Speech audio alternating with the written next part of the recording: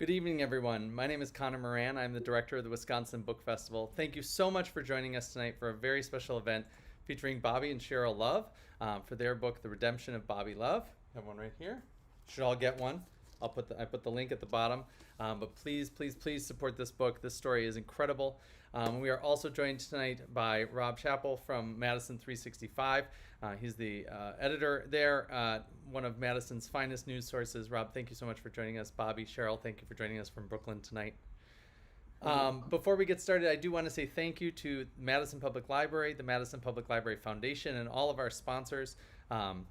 They really made the Wisconsin Book Festival possible and have stayed steadfastly supportive of free cultural events of all kinds for Madison all throughout the pandemic. It is a joy to bring you wonderful book content all the time. We were just talking in the green room about how we do wish that we were all able to gather together and see Bobby and Cheryl in person, but this will have to do for at least for now. The Wisconsin Book Festival is coming back for a certain number of locally focused in-person events. We do have one coming up next week, Tuesday, with Melissa Fabos, who will be here for her book Girlhood, and then on October 23rd, we have a full day of Wisconsin Book Festival events, live and in person at Madison Central Library. Please check www.wisconsinbookfestival.org for all the details on all 40 Wisconsin Book Festival events that we have throughout the fall. But tonight is all about Bobby and Cheryl Love and their incredible story.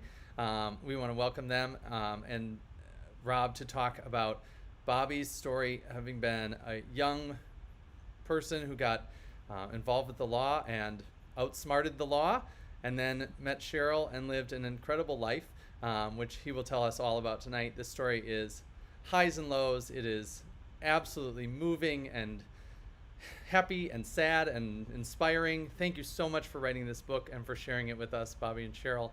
I'm going to step back and turn it over to Bobby, Cheryl, and Rob. Thanks so much for being here, everyone. Thank you. Thank you, Connor. Thank you, Connor, for getting us going, and thank you, Bobby and Cheryl, for being with us today from Brooklyn. We were talking earlier before we came on here that your story is just incredible, and it's your real life, but it's just an incredibly entertaining and compelling story. So I would love to just start there, and understanding that we want people to read the book, so we don't want to give it all away, right? But could you just give us the general gist of the story from that you have put into this wonderful book? Well, it started back when I was first got married, that I thought about writing a book. I had lived a kind of life that, I didn't tell anybody about. So I'm here in New York now, and I meet my wife and we get married. And there was times I would be writing and Cheryl wanted to know what I was writing. And I told her I didn't want her to read it. I said, in time, But when I wasn't there, I found out that she had went in my things and she read what she read. And she really couldn't put it together, because the way I was writing it, I was talking about Stevie Wonder and the story of coming to New York, living for the city. So it was kind of not what she exactly thought it was or didn't know what it was, but yeah, she read it back then. Yeah, Cheryl, what did you think about? I mean, what did you think he was writing? Well, I thought it was just a bunch of mess. It was Everybody's a critic. Everything was all jumbled and everything. And I just said to him, I said, what is this? And he said, well, it's I'm just writing things down. I'm writing things down. But I can remember back then, and I said, well, you go ahead and just write your book. That's nice. You're going to write a book. But I mean, I didn't know anything about who he was, who his real name, anything like that. So let's get to that. Okay. So this is like the 1980s. When did you get married? Mid-80s. Yeah, I married in 85, 1980. Okay. Mm-hmm. So even in the mid 80s, even then, Bobby, you knew you had a story to tell. Yes, I had, I don't know, I just, how I had lived up to that point. I kind of felt that it was a story and it was a book in me about it. Can you just talk a little bit about that story about leading up to 19, where you were, where you come from, and how you landed in New York in the late 70s, early 80s? Okay, I came into New York in 1977 after escaping from jail. Mhm. But even going back further than that, I had lived, in the South, the Jim Crow South, and a lot of my life was, I used to like to go places. I can remember going to a football game and being kicked out, literally being kicked by a policeman. I Mm. jumped the fence and came in there.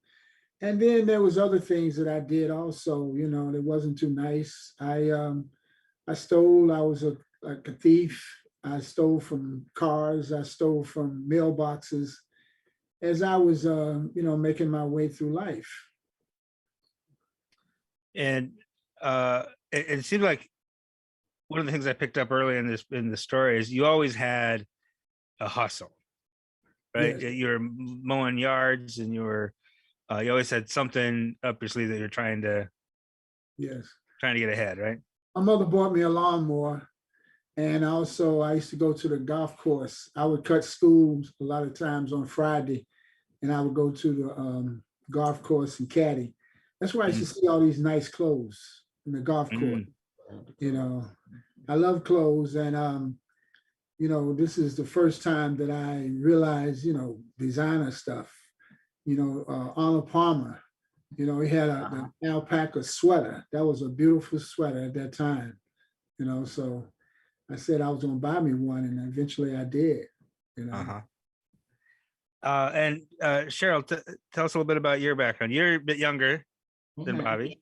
I'm a little younger than him, about 12 years younger. Uh-huh. And back at that time, when he was like, I guess 12, I was just being born. Sure. So yeah. And my younger years, I was out playing double dutch and ball and jacks and punch ball and singing in my glee club peace songs. Like I like to teach the world to sing, all those kind of things. I remember back in like maybe second or third grade, we wrote letters. My older brother was in Vietnam War. So we would write letters to, our people that were in the war, who were in Vietnam War. So, I grew up in a project, In New York, right? in New York, Brooklyn, New York. Yes, I grew up there, but it was like life was good. I was happy. I was poor, but I didn't think I was poor. Mm-hmm. Yep. Mhm. And it seems that you were both shaped early on by the loss of a parent. Is that right? Yes. Yes. At 9 years old, I lost my father. Uh-huh. She, at 9 years old, lost her mother. Yes. So do you reflect on that as a seminal moment in your youth and your development, and does that affect the trajectory of your story, do you think? I feel like I let my mother down in so many ways. I went to jail. First it was the Marshall Training School in Greensboro. And after I left there, I escaped from there. I went to Washington, D.C. I got in some more trouble. And it was just one thing after another for a while there. And I ended up coming back to North Carolina, and that's when I got the 25 to 30 year sentence. And for 6 years, I was, I was a model prisoner. But during that time, that's when my mother passed in 1973. And I just feel like, I had, made promises, didn't keep them, and talking to her and stuff like that. And, she would ask me, when are you going to stop this? And, I hope you learn from this time, and, those kind of things. But I just didn't. I didn't. And when she passed, I was really upset. And, I felt like I had really let her down in my young life and growing up and stuff like that back then. And what is it that you escaped from the juvenile facility, and then you escaped from the adult prison? What kind of that's some Moxie, right? That's takes a little gumption to think to do that. Can you talk a little bit about what gets in your mind to be able to think like I'm just gonna get on out of here? Okay, the first time when I was at Morrison Training School, I was in fights practically every day. Mm. You're in a place like that, you know, and they come at you, you know, guys come at you, you know, they want to try you, you know, and if you don't fight back, you know, the next thing you know, you'd be washing somebody's drawers and that kind of stuff, you know. So that wasn't about to happen to me. And after my mother came to see me during the holidays at that time, she gave me some money. I didn't turn the money in, you know, and they paid you like $1 a day there also. So I just saved a little bit of money I was getting. Mhm. And I used to hear this whistle. I used to hear this train whistle. So I'm thinking now, you know, if I leave in the middle of the night, I'm going to try to find that railroad track. And that railroad track is going to lead me to another city. Okay. And but they had already warned us about, you know, there's snakes out there in those woods. So by telling us that, that was kind of a deterrent, you know. Sure. But Yeah. once I left and I just kept running up the street, running up the street, running up the street.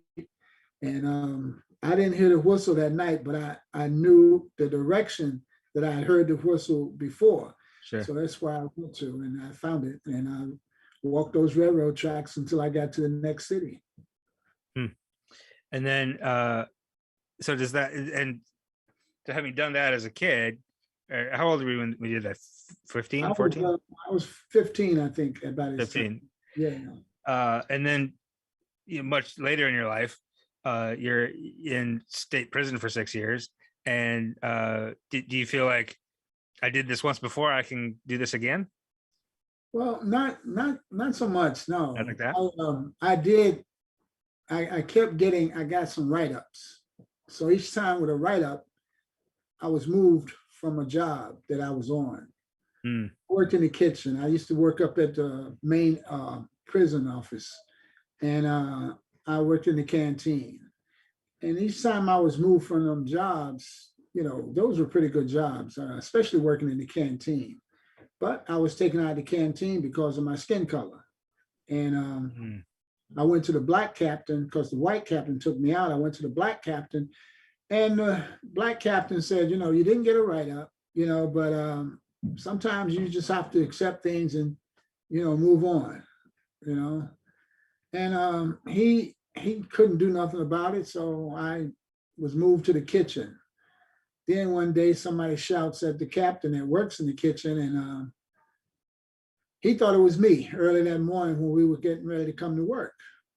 And I was moved from that job. Now this time I'm put out on the road, and I'm like, I'm better than this. As far as working on the road, I can do better jobs than this. So they moved me, and I was out there on the road. This happened around, I would say, late September or late August into September. It started to get cold. So when they gave me this jacket, you know, prison issued jacket, I put it in a bag and I walked through the gate and nobody checked me.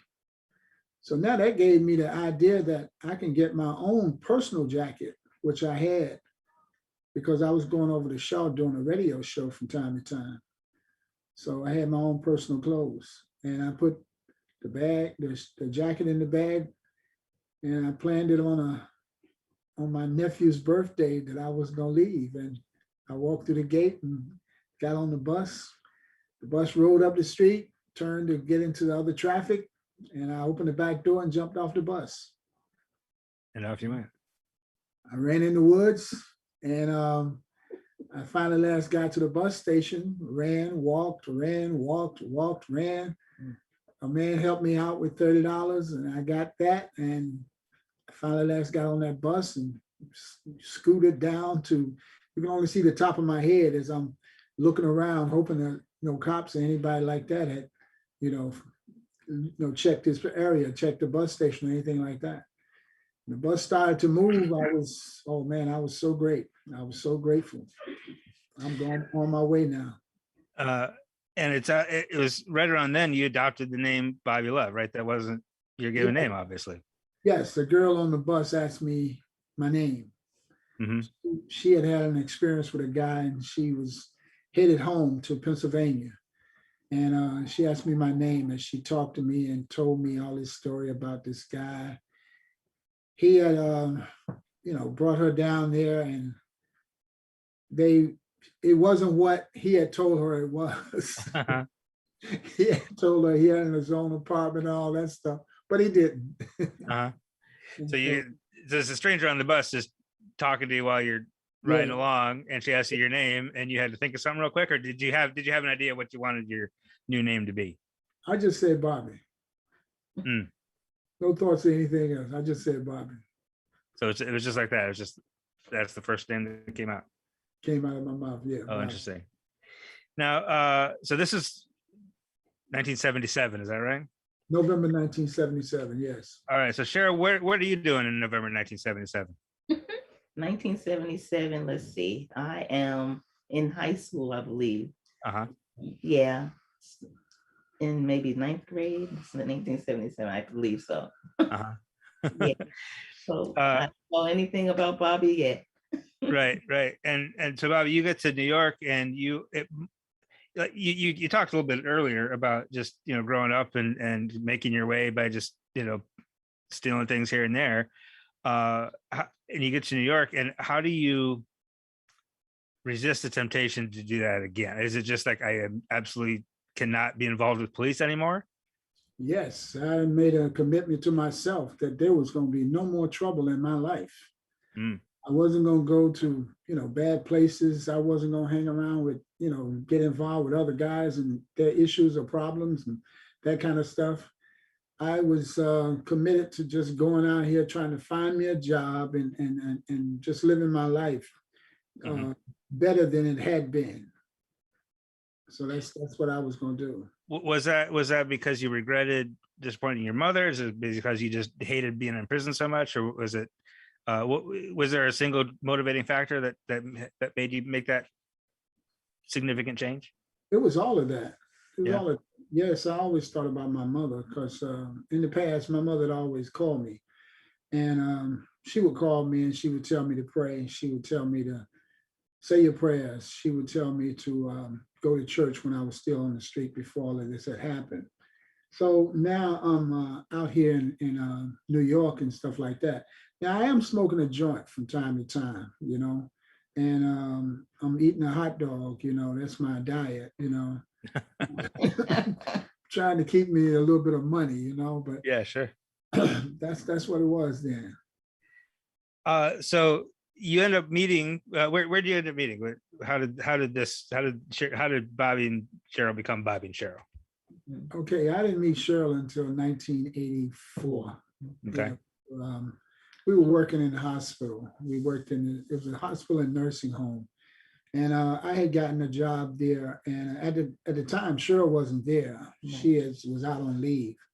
So when she came back, I'm a fun-loving guy. I just, I like to sing. I like to have fun. So washing them pots, I didn't like it, but this is what I gotta do. I gotta do it. So I would wash pots and I would sing songs, Marvin Gaye songs, Temptation songs. Stevie Wonder. Yeah, Stevie Wonder. So when I came and saw him, I would say to my coworkers, I'm like, who is that guy? He's very loud. He's loud.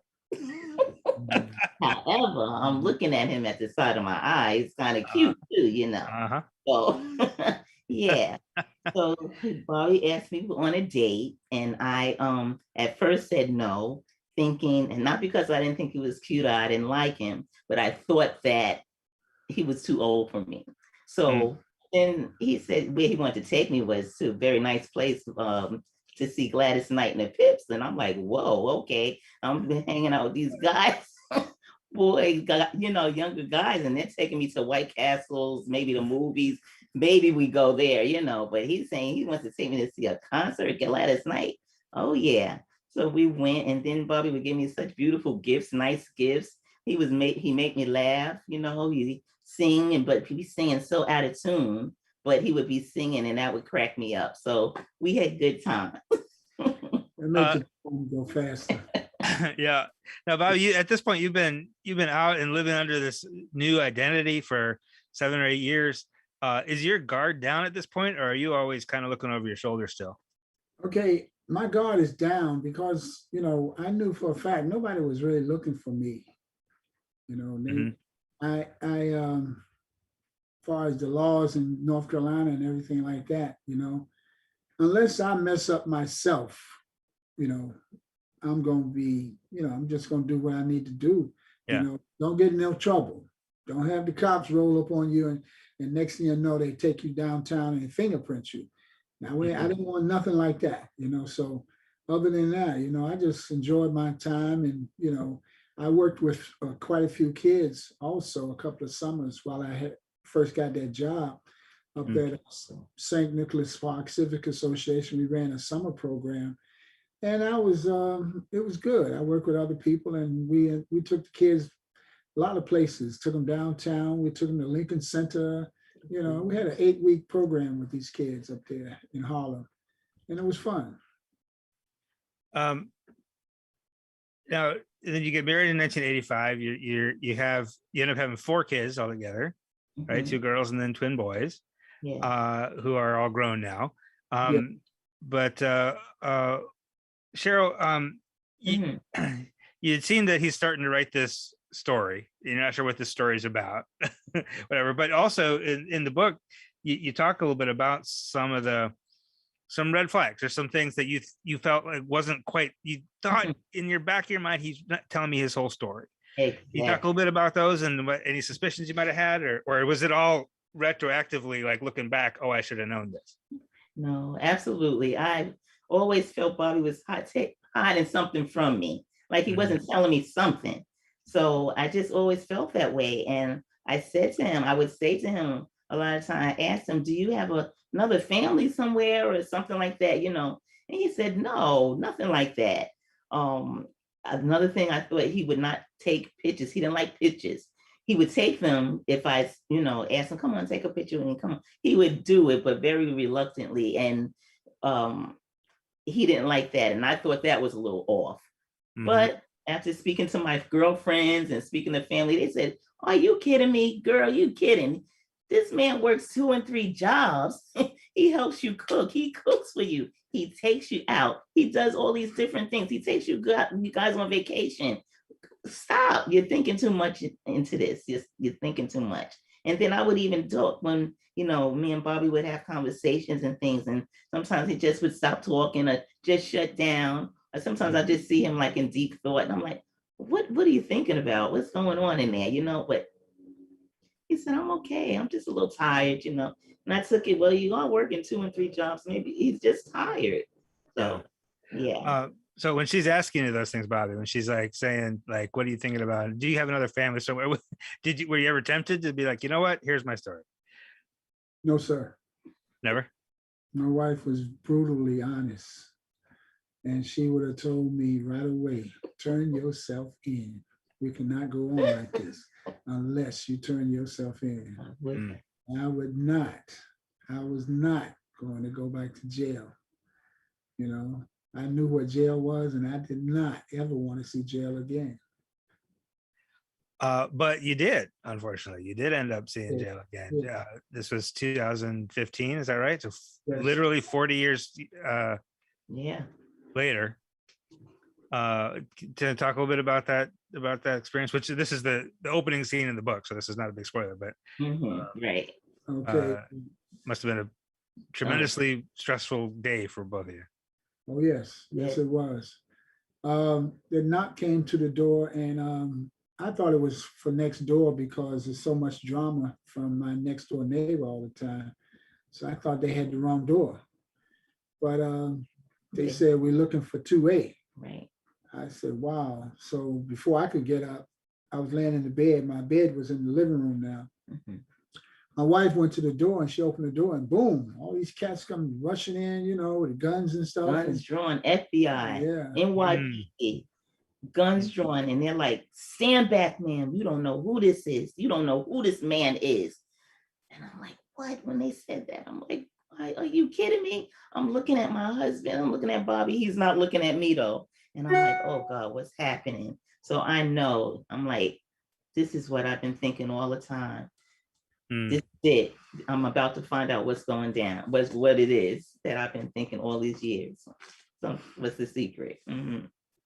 And so, and you didn't, how long was it before you were able to talk and actually get the whole story? Well, I didn't get the whole story until maybe that evening, the evening, because what happened, they took him out and everything. Um Actually, they were let Bobby have a chance to speak to my son that was still here and my daughter, and they let him speak, say goodbye to them. And then he told me he told me before he left, he said, Cheryl, this was before you and this was before the children. That's what he said. But we're not calm at all. We're crying, we're fanatic. It's a mess. And yeah. So they took him on out. And mind you, now they had asked Bobby questions, but I didn't hear those questions because they had me back. They wouldn't let me they wouldn't let us come near him. They wouldn't let us come near him. And so I couldn't even hear what he was saying. And he was like kind of mumbling anyway. But the cops had said to him, asked him what they say, honey. They asked me what was my name, and I said Bobby Love. He said, no, your real name. And I said Walter Curtis Miller.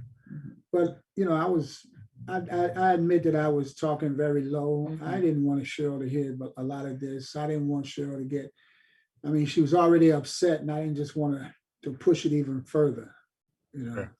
Yeah. So they led me out after I talked to my son and I talked to my daughter. And they led me out and they handcuffed me on the little ledge that we have there. And they walked me out and down to the car, and I was, put in the car, placed in the car. Then they got in the car and started driving, towards Center Street. No, Bellevue. So as they driving and stuff like that, I'm sitting there and I'm miserable, I'm sitting there. But this one of these policemen, I'm thinking he's an FBI agent. He's telling me that, man, we sat on you for the last month. And I'm asking him, what do you mean? He said, we got calls the day after Christmas about you, telling us who you was. And I'm like, huh? So he said, we investigated you. We made sure that you was the right person, and all those things. They watched me with my sons. They watched me with my wife, my children, my daughters and everything, And they said, you got a book in you. And I'm like, wow. Not knowing that I was writing a book, from time to time I was writing and stuff like that. But that's what he said. They said, you got a book in you, man. He said, your life has been great. He said, for all this time, that you have lived and, you got in no trouble or anything like that. He said, we searched all our records about anything, records from other places that you had lived. And there was nothing. I said, oh, okay. So they took me on to Bellevue. I got my medication straight, and then they turned me over to the corrections department, and I stayed there about 2:00 that morning, and then they took me to Rikers Island. And mind you, I still don't know really what the deal is. I don't know anything about a name or nothing. So I get this call from a lawyer, and she says to me, Mrs. Love, my name is such and such, and when you go and see your husband, when you go see Mr. Love, you're gonna say, ask for Walter Curtis Miller. And I said, oh, is that the facility he's in? And I tell you, it was like crickets. You could hear, it was so silent. And she said, no, ma'am. She said, you're just gonna ask for that name, Walter Curtis Miller. And she got off. And I tell you, I hung that phone up, but right as I hung it up, I said to my daughter, she was standing, I said, oh, Jesse, that's your father's name. I said, that's your father's real name, Walter Curtis Miller. And it just came to me because I was thinking that his sister's name is Jean Miller Levette, and there's that Miller. And then I think maybe because how that officer has said to me, stand back, you don't know who this is. So I just kind of start putting the pieces together, Yeah. And I said, that's his name. And that's how I found out Bobby's name, what real name was. Mm-hmm. we're kind of laughing about it now, but this is a Yeah. tremendously serious thing, right? Like At having the escaped from time, prison is a, you know, is a you can laugh at it. big deal. Well, yeah, but he's at Rikers Island, which is currently in the news for Oh, yeah. the I'm glad ridiculously you bad saw conditions that. there. So you Mm-hmm. must have been just beside yourself knowing he's there. Oh my goodness. It was bad. But Yeah. the thing about it, I was thankful because he was in the infirmary part. And that part is not as bad as the other parts there, you Mhm. know. So it was a little better. I mean, it was still Rikers, but he wasn't in the worst part of it. Mhm. So we're about halfway through the hour with you, and I really appreciate your giving us this time and sharing this incredible story with us. So I'll just turn to the audience. Any questions you have or anything you'd like to know that I'm not asking, feel free to bring those to us, and we'll get to those in a few more minutes here. Now you ended up at that point being in between the jail there in New York, and then you had to go back to North Carolina to serve some prison time, right? Ended up being about another year, right? Is that right? It was a year total, yes. Yeah. I was released in January of 2016. Got it. Now you ended up, and the way I'm thinking, I hadn't thought about this until just now, but you were kind of in trouble and whatever, and in and out of jail and prison into your 20s, right? How old were you when you escaped? Yes, I was 27 when I escaped. 27. Yeah. And then it was 40 years. You were, clean or straight or whatever you want to say for longer than you were in trouble as a Yes. youth, right? Yeah. And you ended up having to go back for one more year, and then you got paroled. Is Yes. that right? In that intervening period of time, that 40 years from the time you left the prison to the time you get rearrested, did the criminal justice system seem different? Was your second period in prison different, or is it still just as bad, or how would you compare those two experiences? Well, to me, it was just as bad. You had so many young guys in the different jails. And to me, the younger guys had taken over. They were, they didn't care. They didn't care. I had my glasses. I had the cell block, an area where I was, there was a white kid, and they had taken his glasses and beat him up, So I'm sitting at the dining room table one time with some other guys, inmates, myself, black guys. Guy asked me about my glasses. So he said, "Are those real Gucci's?" I said, "No." And I made sure these, I didn't really hang around with nobody, but I made sure I didn't go around certain, guys as I saw them and how they was acting and stuff like that. Mm. Yeah, I don't have no problems with them. Did those younger guys remind you of yourself 20 years earlier, 40 years earlier?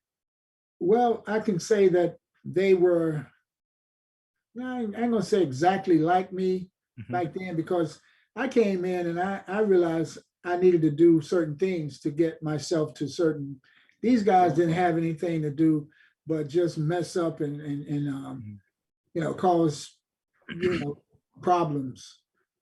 That's what I saw, They didn't have nothing, I mean, that's one night we were sitting and guys were playing cards.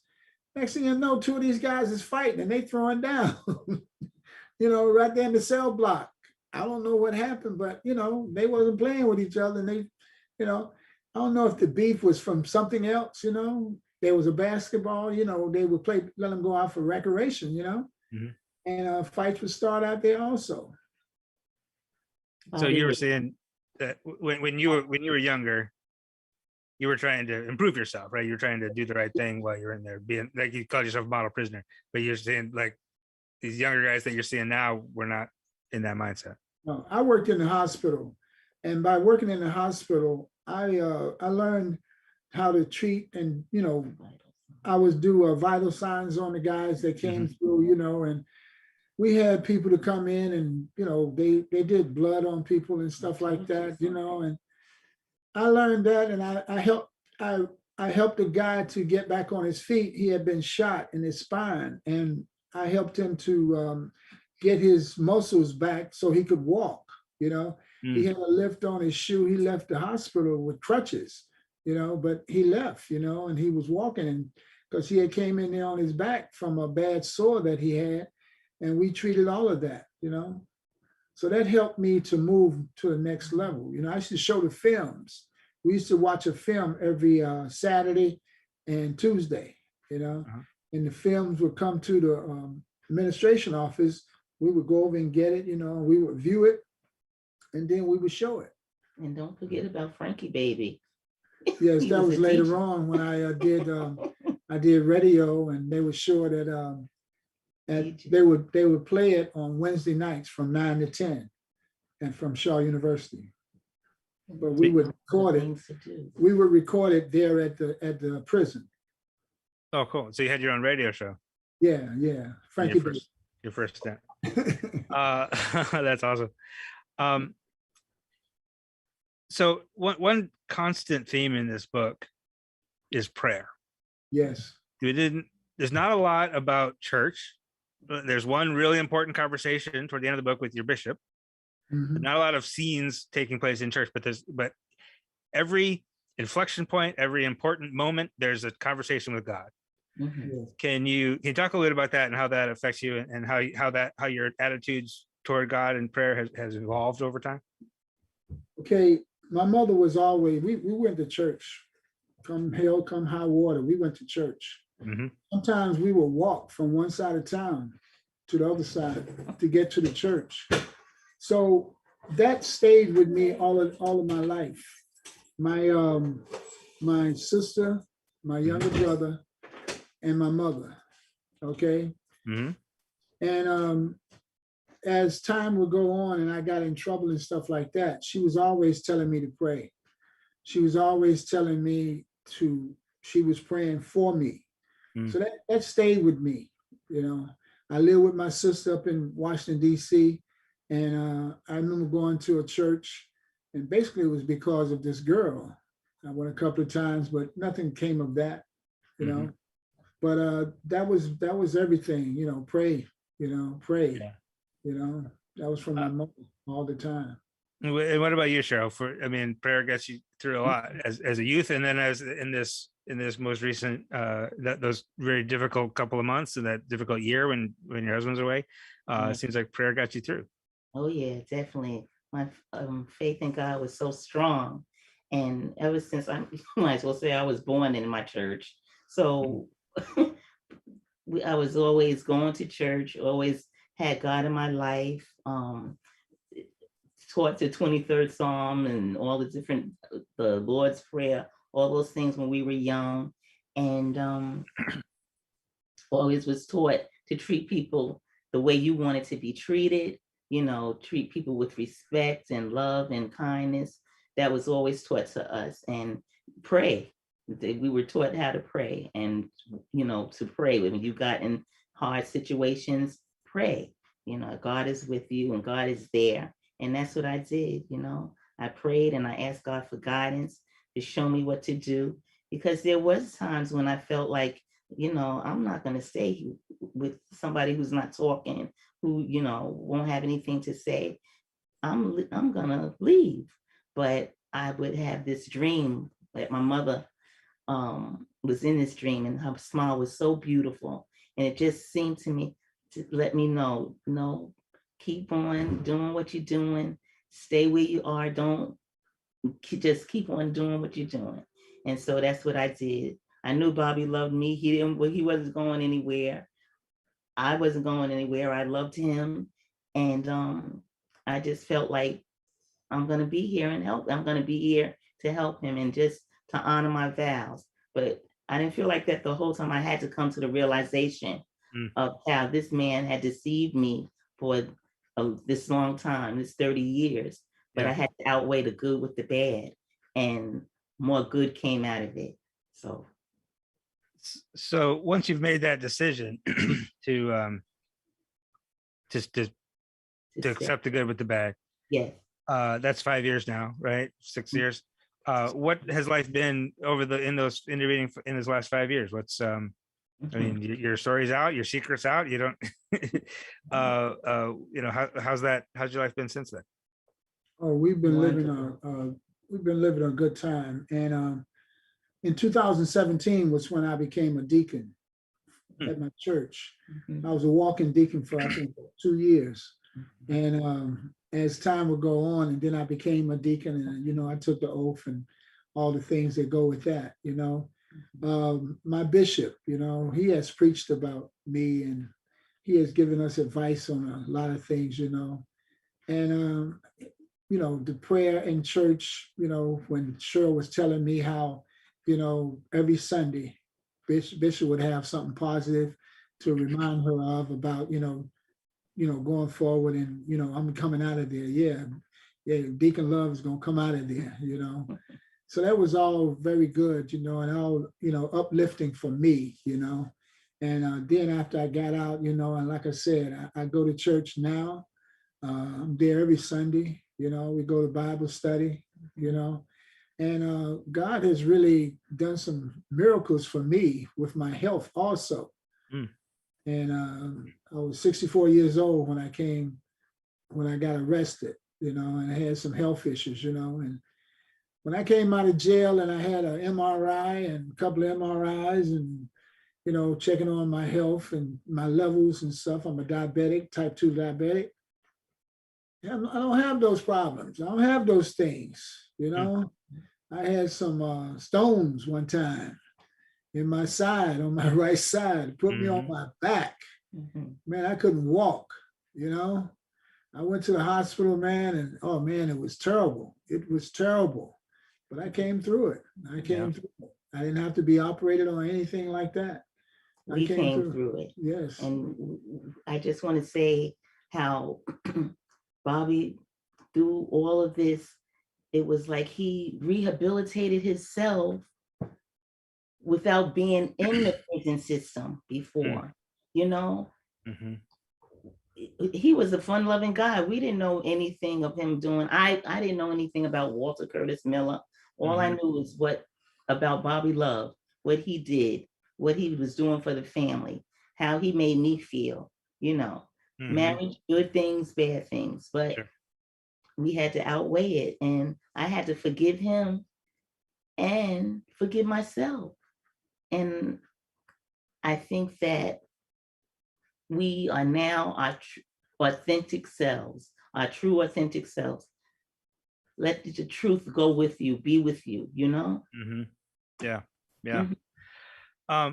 So I want to talk a little bit about how you take this compelling story, this amazing story, and turn it into this book that we're all talking about tonight. So, Bobby, you said you had already started writing stuff down and thinking about turning your story, telling your story. And then when you were arrested, it's 30 years later, the cops are telling you, man, you should write a book about this. So at what point does it become a real thing? Like, okay, we're actually going to make this story into a book. Okay, that became reality when my son-in-law talked to my neighbor, who's now my manager. They did a Google on me. I didn't tell Cheryl, or we didn't talk about it at first. It was just the three of us. We went out to dinner and we sit, and John gave me this long story, and it was great about what he could do after Googling me and stuff like that. Plus, he had already talked to the man from Humans of New York. Because I said to him, I said, well, you already made up your mind, that you knew I was going to say yes, right? So sure enough, I met Humans of New York, the writer, Brandon, that next Thursday. And we sit there, and he made it so funny as he was writing things, as I was telling him about certain things. He said, tell me this in 30 seconds. And I would take longer than 30 seconds. When he would type, he would turn it around and make it real funny. Like one of the things I remember, he said, the crazy lady lived next door. I said, Brandon, why did you say that about that lady? But she had a lot of issues, her children and all that stuff like that. So then that was the start, and God forbid, Kobe Bryant, he passed during that time. So we kind of pushed it back, and Brandon said, because Kobe was you know, just a global, you know, his death was taking up all the news and stuff like that. They waited, and he told us we was gonna send it to us, and then when it hit, you know, I'm like, wow, yeah. I started getting calls from relatives I haven't heard from in so long. You know, they was asking me, are they talking about you? I told some people no. And then I had on this jacket, and people saw me on the street, and they asked me, are you Bobby Love? And I looked at the guy, I said, yeah. He said, you out of jail now? Is there any problems? I said, yeah, man, I'm good, you know. So you got famous really quick. Yeah, that was yes. Yeah. Sure. Love it. And this lady said, Bobby Love. I looked around, like, wow, you know. So it started from there, and it just started to go. Now, this book is created with co-author Lori Tharps, and this is kind of a two-part question here. First of all, can you talk a little bit about how being a grown-up Black and interacting with the criminal justice system as a Black man, and as a, you know, as the wife of a Black man, Black woman, affected the story, first of all, but then also, was it intentional, and was it important that your co-author that helps you amplify, helps you tell your story, is also a Black woman? Was that intentional? Was that important? That was intentional, because we talked to 3 different writers, and in talking to the 3 different writers, we at first decided on another writer, but we changed that, and we talked to Ms. Thorpe again, and we ended up selecting her. In the beginning, we looked at their work, and their work was phenomenal. Everybody's work was great, you know, but choosing the person to write about our story as a Black person, as a Black wife, and everything like that, we thought that Lori would be better for what we wanted to get over and how we wanted to get it out. She seemed to me just to be like a homegirl I was talking to in the living room or something. So I could really relate to her. And even as we were writing, I would cry. She was crying with me with certain things. And when I was going back down memory lane, because this book was so therapeutic for us. Yes. They was in there crying one day as we were writing. We would go in the bedroom, and I was in there. I came in there, and it made me tear up also. So I told Cheryl, I said, maybe you should take, you know, not tomorrow, but maybe take a day off, and, you know, let that part, you know, kind of get out of your system and stuff like that. Because as we was, you know, writing and stuff like that, and how Lori was asking certain things, you know, and, you know, how did you feel, and what made you do what you had to do in terms of that, you know, it was thinking back to it, you know, it really touched you. It really touched you. And it must have been really important and good to have somebody who could help you have your guard down, help you feel comfortable, help you that you could really trust with the story. Yeah. She was great. She was great. She is great, you know. Yeah. Yes. I'm going to ask you my last question, and we talked about this beforehand. My last question for you before we go to the audience questions, as we do have a couple coming in from the audience. This is such a compelling story. There are so many really fun, great films where the whole premise is somebody has a secret identity, right? So obviously, who's going to play you in the movie? I'm not sure who's going to play me, but my choice to play me is Samuel L. Jackson. There you go.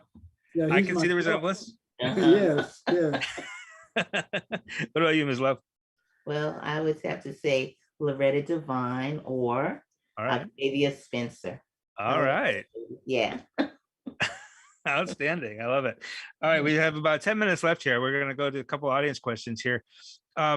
Going back to your escape in 1977, how much time did you have left on your sentence? So was it a while, or was it just a few months? And And what was it that about that moment that made you want to go ahead and try to get out? Well, I would find out when I went back that I still had 10 years to do for my for an escape. They didn't charge me with, okay, excuse me, let me correct that. They didn't charge me with escape. I didn't have to go to court or anything like that. It was just that they said that I would have to pick up from where I left off, and 10 years was still left on the table. Okay. So now I'm on parole, and I'm not officially off of parole until 2024. Got it. Thank you, and thanks for that question. How did the rest in 2015 and that year you spent in prison, how did that affect your children and your relationship with them? It affected them, but not to the point where they, I I had been to the school quite a bit, myself and my wife, and they were in high school. So I would talk to the principal and some of the other people there. And she said, your kids just went on doing what they had to do, as far as getting an education. They caused no problems or anything like that. And none of the other kids, how kids can be cruel and say things and stuff like that. But she said none of that happened. Right. Because each time I would go, like when Bobby was away and they had open school night and everything, of course I would go, and they just welcomed me with open arms, like gave me more attention and everything, more love. But I noticed even like with the kids, they were like kind to my kids. Nobody was saying things out of the way to them. And my boys, they would just continue to do their work. They graduated that year and everything. So, and when we would have to go to the court when Bobby was here, we would all go together. The kids would be with me, they would come, they would let them come out of school and we would go. So they gave them extra time with that, They were. Yeah, and they had said immediately, they said, Mom, we're with Daddy. We still love him. And, you let him know that we're with him, Mom. And I said, okay, we're going to be with him. Yes. So it sounds like they were not only steadfast and being with you and understanding that you're still their dad and you're still, but resilient. Mm-hmm. Yes. Right. Well, both of them are in college now. I just wanted to throw that in there. And they one of my sons is over in Ohio and not Ohio, West Virginia. I'm sorry. And the other one is here in Mega Everett, and I'm so proud of them. Wonderful. After your escape, you get to New York. How long does it take for you to start really thinking of yourself as Bobby Love? That's a great question. It became Bobby Love the day I walked into the Social Security office, because I'm going in the Social Security office. I'm walking up the street and I see Social Security office. Like, wow. So I walk in there and I fill out the papers to get a Social Security card. The lady said, have you ever had a Social Security card? I said, no, which was a lie. I had one when I was in Washington, D.C. But I filled out all the papers and stuff like that. She saw that my address was in Washington, D.C. And so I said, well, how long will it take before I would receive the card in D.C.? She said, no, I'll give you the card now. And she ended up giving me the card that particular day, right there on the spot. So now you've got official documentation that your name is Bobby Love. And is that when you had formally, like within your own mind, adopt that identity? Yes, that identity was born there. And I would now go up to Monticello, New York to work because I have a Social Security card. Sure. Good deal. Now we've been calling you Mr. Love. We've been calling you Bobby tonight. Are you you are officially now Bobby Love, is that right? Yes, I'm officially Bobby Love, but and legally and everything, I have a birth certificate, but the corrections department said that I'm still Walter Curtis Miller. You can respectfully disagree with the corrections department. Yes. This is another really great, interesting question about that intervening period of time when you were Bobby Love, but Cheryls didn't know you had been somebody else. Were you able to contact your family, your brothers, your sisters? Your mother had passed by then, but were you in touch with family members in that period of time? Okay, during the time that I was going back, I went down south many a times back then. We went to vacation Disney World. You know, my sister was loyal to me. She didn't, you know, tell my wife or anybody, oh, my kids. My kids, my two daughters stayed with my sister for 2 weeks one time. And, you know, I just lived and everything was good. Everything was good. So you did have some contact with some family. You didn't Yes, have to cut everybody off completely. no, I didn't. I had contact with my brother. Uh-huh. I took my wife to meet. She met all of my family members. She met all my sisters, you know, and she met my brothers. You know, it was 8 of us in the family, and everybody was alive at that time. Mhm. But now I've lost a few, and it's only 3 of us left, me and my 2 Uh-huh. sisters. And Okay. I just thought they were very bougie because I mean, I'm saying Bobby this and everybody's not, I never heard them say Bobby, but they called him Buddy. So I'm thinking, okay, he has a nickname. So everybody called him Buddy. All his friends, even the friends that I had met, everybody, that was his nickname, Buddy. So I'm like, everybody has a nickname. So that didn't come across either like, well, they don't call him Bobby. I call him Bobby. They don't call him Bobby. One more question from the audience for you, Cheryl. How did you overcome the feeling of being lied to for so long? Okay, so like I said, at the beginning, my only thoughts was with thinking about Bobby. How's he thinking? Is he trying? Because I was so overwhelmed. Is he thinking to commit suicide? Things like that. I just wanted him to know that I was with him. I had support. But as time went on, and as you know, I started thinking, oh my God, Cheryl, you knew something was. It was something. How could you be so stupid? You didn't realize that, you know, that came on me. But like I said, I had to really sit down, think about it, come to myself and say, this man has deceived you. I had to come to the realization of this whole situation and outweigh the good with the bad. Look at my vows, honor my vows, and say, weigh it. I had to weigh it and say, you know, he did deceive me, yes, but I didn't know Walt. I didn't know those things he was doing. I knew Bobby. I knew what Bobby was to me. And I knew who he was to the children. I knew he took me on vacations. I knew he worked hard and he gave me that money to take care of things. You know, so what I did, I just had, my faith was so strong in God. I prayed. I asked for guidance. I asked God every day what to do, how to do it. And it just came back in simple ways to me, like change the furniture around, do different things, do that.